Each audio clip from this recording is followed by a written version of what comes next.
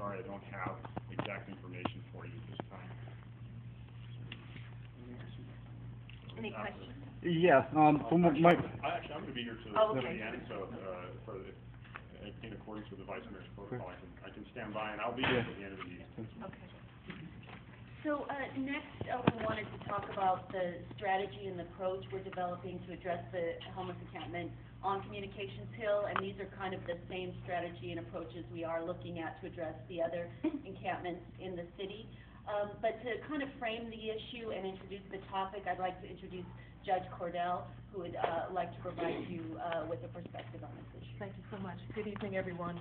My name is Ladoris Cordell. I was a state court judge for 19 years here in Santa Clara County. I'm now the Independent Police Auditor for the City of San Jose.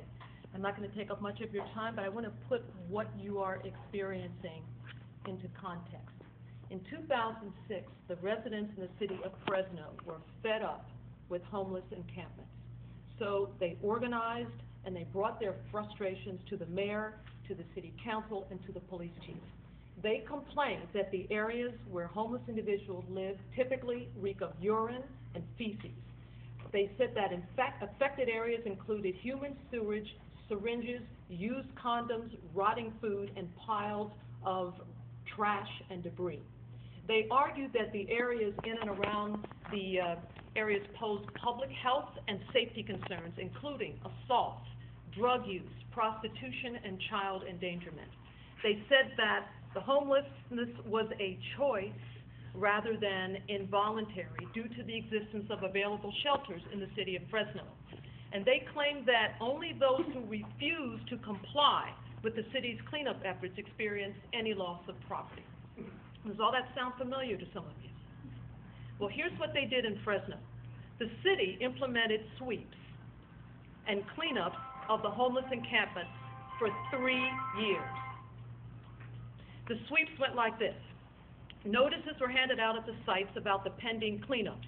Then a bulldozer, a city garbage truck, or other heavy equipment driven by the city's sanitation department personnel picked up most of the possessions that were left at the site and dumped them into a garbage truck where the property was immediately crushed by compaction. Any property not immediately attended to by the owner and any property that remained in the area after a time was set by city officials was seized and immediately destroyed because the city considered it abandoned. End of story? Not by a long shot. 9 homeless people got together, one of whom was named Pamela Kincade.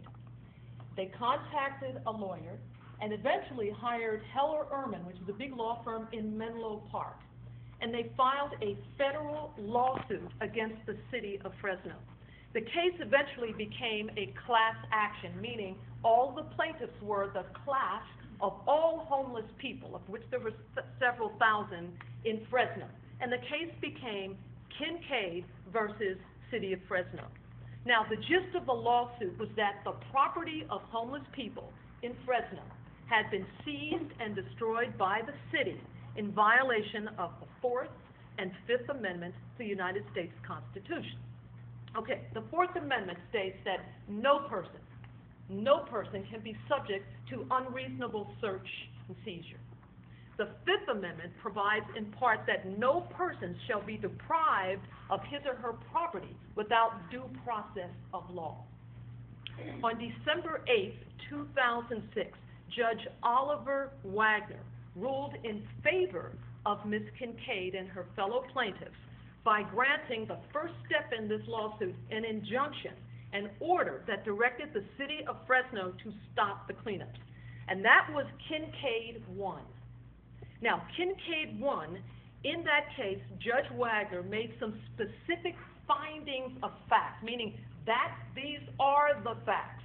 And he wrote explicitly about the impact of the cleanups, the impact that they had on the homeless. And this is just a little segment of what Judge Wagner wrote in Kincade 1.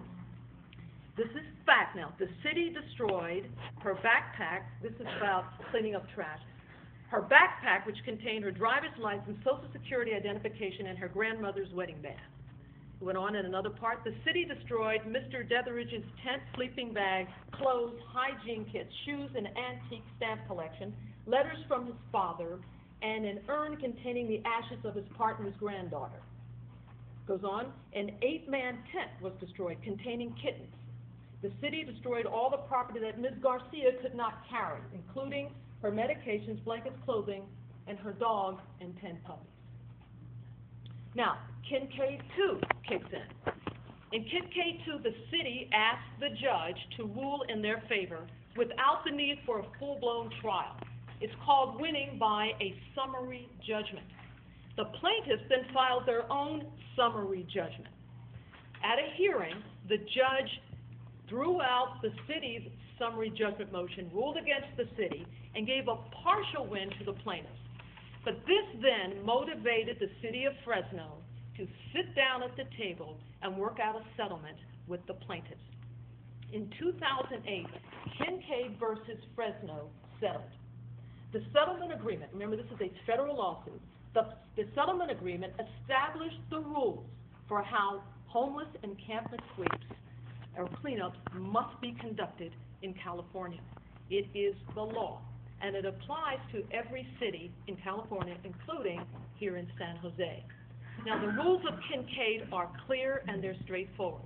If a city conducts a cleanup of an encampment, the city cannot, without violating the Constitution, cannot throw away personal property that is not obviously trash, even though it is left behind. The property must be collected, stored, inventoried, and made available for pickup by its owners for a period of 90 days. After 90 days, the city can then destroy the property. I have for you, and if you would pass these out for me, if you can here. This is, let me have one of them, please. This is called, I want you to look at this, the cost of a quick fix. That's what I call it in the suit of Kincade versus Fresno. And as you look at this, I want you to see that in a period of just 18 months, the city of Fresno, taxpayers, had to spend $2.3 million in this case. And where did the money go? Well, you won't be shocked to know that $850,000 of it went to lawyers. The lawyers representing the plaintiffs. Tax dollars, their tax dollars went in the pockets of lawyers. $1 million Fresno put into a housing allowance account. $400,000 of the fund, of that amount of money, Fresno agreed to set up to pay out individual claims from the homeless plaintiffs. They ended up spending $2.2 million, okay? And this was just for 18 months. So as you look at these numbers, I want you to just consider something. In trying to quickly get rid of the problem, that's what it costs the city of Fresno.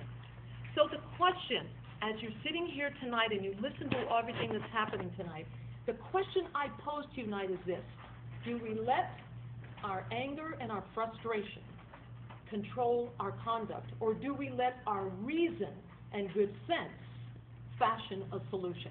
So put another way, if we address the encampments by simply going in, seizing the property, and just destroying it, just clean it up, the quick fix, this city will be sued.